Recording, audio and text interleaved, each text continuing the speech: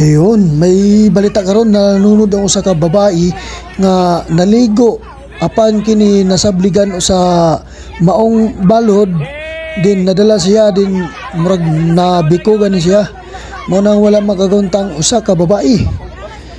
Viral kini nga nalunod didto sa Visayas area.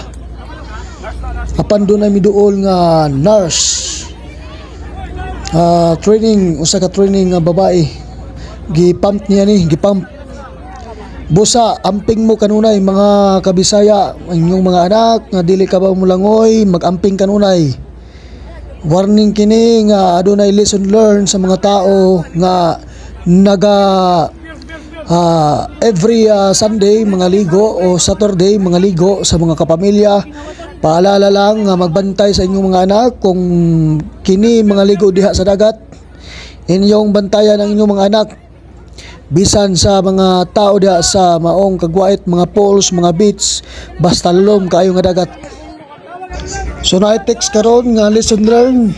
Ang atong lesson learn karon may tungod sa 1 Corinthians 10:11 karon nga tanan kining mga butanga nang hitabo kanila sa paagi aron mapanig-ingnan nila o gisulat sila sa pagtambag kanato kay kanato miabot ang katapusan sa mga panahon sa kalibutan.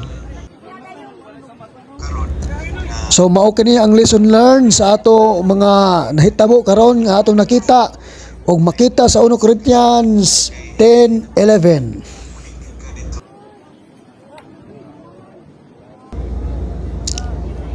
Paalala pod sa atong mga ginikanan, sa atong mga amahan o ginikanan sa atong mga anak nga ato gid siyang bantayan kay dunay mga issue karon nga daghay mga aksidente karong nga panahon nga ang atong mga bata nga gagmay pa nga gagmay ang hunahuna o wala pay buot ato silang bantayan o kini paalala lang sa tanan.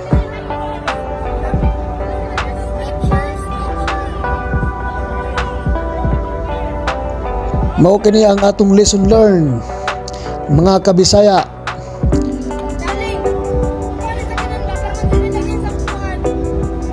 Shout out sa Surigao del Sur, labi na sa Kagwait, Surigao del Sur. Hapit na ang araw na festival sa Kagwait, Surigao del Sur. June 21 to 25 araw ng Kagwait Kaliguan Festival.